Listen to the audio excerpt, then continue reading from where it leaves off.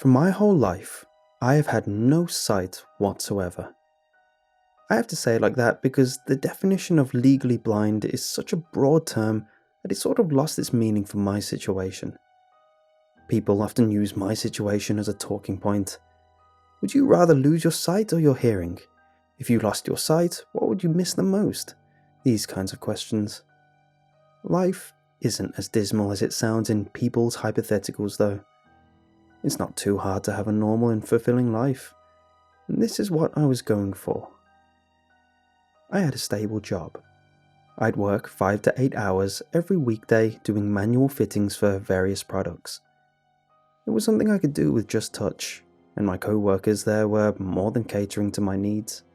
Not that I needed much. I am more than capable to do most things on my own.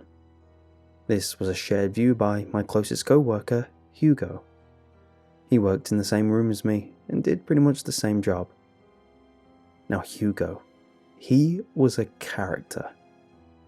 We'd talk all day, non-stop, about God knows what.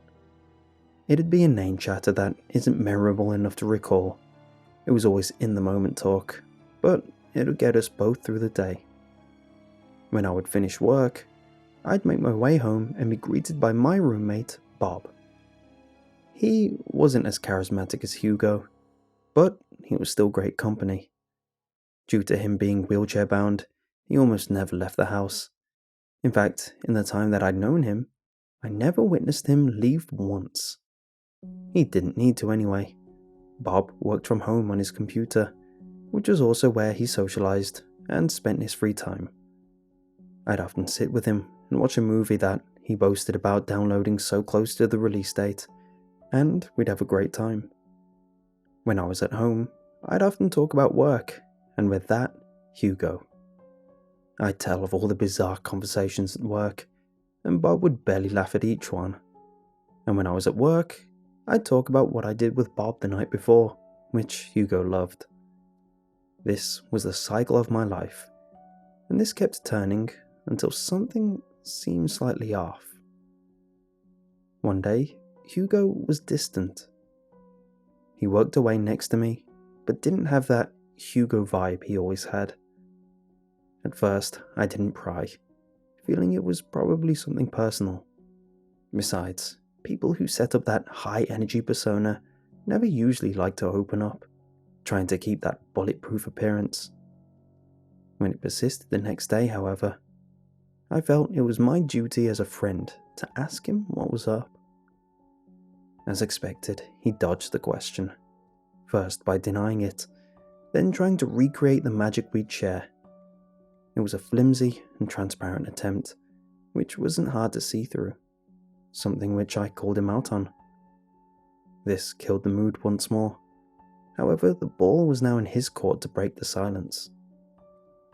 After a few moments of contemplation, I heard his tools drop, and he opened up. What he told me stunned me. Apparently, he came over to my house the other day to surprise me.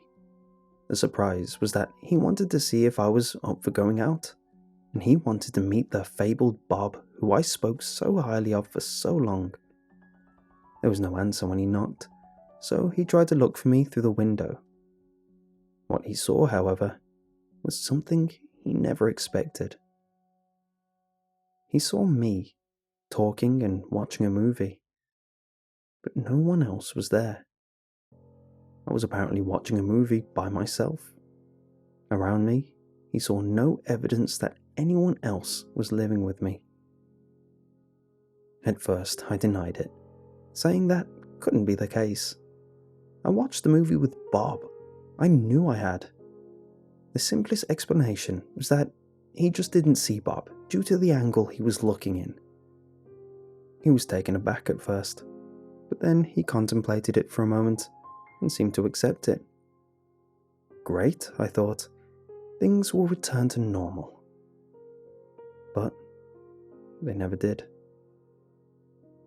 When I got home, I called out to Bob. He greeted me as usual, and I tried settling into my routine. We talked about our day, myself choosing to omit the bizarre accusation from earlier, and sat down to watch a movie he'd found. I had all but readily denied what Hugo said, but to humour myself, I decided to test something. I did this by asking Bob to turn off the audio descriptive voiceover, something I obviously needed to experience movies. Bob was initially confused, but I just told him that this time I wanted him to enjoy the movie without the jarring commentary. At first, he insisted we have it on so that I could experience it, but I played the friend card and said it was a treat to him, and that I was a bit too distracted that evening to really pay attention, which, in a way, was true. It wasn't long until the movie was over. I'd heard all the dialogue, but I didn't have any idea what really happened. This is where I test my confirmations. I asked Bob questions about the movie. First, I asked about the setting, which he couldn't answer. Odd, but it could have been a trick question depending on the type of movie.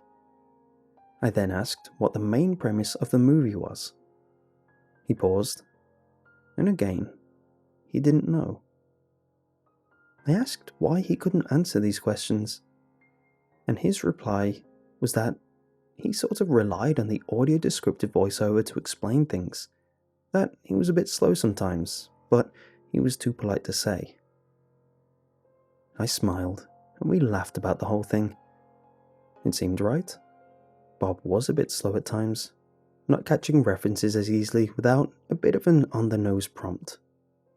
Soon, I was lying in bed, just mulling over how silly the whole thing was. But annoyingly, it hit me again. That whole exchange didn't confirm a thing. In fact, it might have made things worse. At work the next day, Hugo and I hit things off with a bang. We were back to our old selves. A relieving semblance of routine was partly restored. We joked about many things and worked through the day. I tried sneaking in the topic as slyly as possible, simply asking what he would do if he thought his roommate wasn't real. He picked up on this right away and sensed something was wrong, and the air became palpable. I guess there isn't an easy way to bring up such an off-topic conversation like that. He sat there, audibly thinking, his hums indicating various ideas running through his head. I waited until I was jolted by the sudden aha that he exclaimed.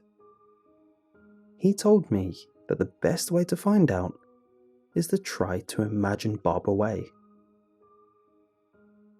At first, I cocked my head at the notion, but the more I thought about it, the more it made sense. I thanked him for the idea, and before long, I was away. At home, Bob greeted me as usual. I waved, but in my head, I repeated, "You're not real. Disappear. Go away," over and over. Bob broke the long silence and asked if I was okay. I just autopiloted through the conversation. After each line, I'd go back to repeating my thoughts. This is when I felt like things were starting to work. After some silence, I relaxed. I had the feeling that I was alone. But before long, I'd hear the small squeak of the wheels on his chair, and he'd be back, asking more probing questions. His presence started to grate on me. I found myself snapping back at questions which were otherwise remedial. I remember storming off to the couch and just ignoring him until he went away. Each time, I'd reinforce in my head that he wasn't real. Eventually, I was left in silence. I didn't hear a peep out of him the rest of that night, and I was finally at peace. The day after, I talked to Hugo about it. He was as freaked out as I was at this possibility. We spent the day speculating, trying to explain away various behaviours that made me think Bob was real. It was easy explaining why no one had met him before and why he'd never leave the house. Then the conversation moved on to maybe there was a squeak in the old house, which I imagined as a wheelchair, and what if the reason I imagined his presence was from the characters in the movies I was watching? Each idea we laughed at, but each one chipped away at a revelation that this might be true. When I got home, I wasn't greeted this time. I thought maybe the whole day talking things out at work had erased this need to not feel alone. I was almost ready to accept this, when the all too familiar squeak resounded, and soon I was greeted with Bob's presence. I just ignored him and went to make some food. Silence. I took this as progress, and I took my food to the table, ready to eat. With this, I heard Bob squeak over and try to start conversation. I just blanked him and carried on like he wasn't there. After a few, "You're blind, but I know you're not deaf," taunts, he defeatedly disappeared, and that was the last I heard from him that day. Each time this happened, I'd bring my progress to Hugo. He basically became a sort of counselor for this whole ordeal. I mean, he was the one who pointed me in the right direction. It made sense that he'd be the best at helping me. This didn't keep up for long, however. One day, Bob snapped. He screamed bloody murder about how bad I was acting, about why he didn't understand why I was doing this. Really, he should have known. He was a manifestation of my own psyche, so really, he knew everything. This was all just an act, something to make me relapse to my old delusional ways. This was it, I thought. Maybe this was his last outburst, before I could finally put an end to this. He screamed more, getting very close to me, but I kept my composure. All of a sudden, I felt a sharp shunt hit me. The feeling of Bob ramming me with his wheelchair. It almost fooled me, but I knew the coffee table was there, an easy way for my mind to trick me. I just rubbed my leg and sat down silently. After this, my imagination ran rampant. He was getting up in my face, screaming and hollering at the top of his lungs. I knew this was going to be the end. I mean, who wants to willingly be phased out of existence? I know I wouldn't, but I could no longer give it power. Bob was an illness, a part of me I no longer wanted to exist. The hitting started. I felt the pounds of arms wildly but weakly slapping me, possibly me hitting myself. All a trick, all a lie. But this opened up a new avenue. If that thing thinks it can attack me, maybe I can attack it back. In sheer surprise, I swung my arms in return and forced the entity back. I blindly swung over and over, targeting where I heard the wailing. The being was now just a blubbering mess, no doubt trying to drum up sympathy. But I knew it had to end.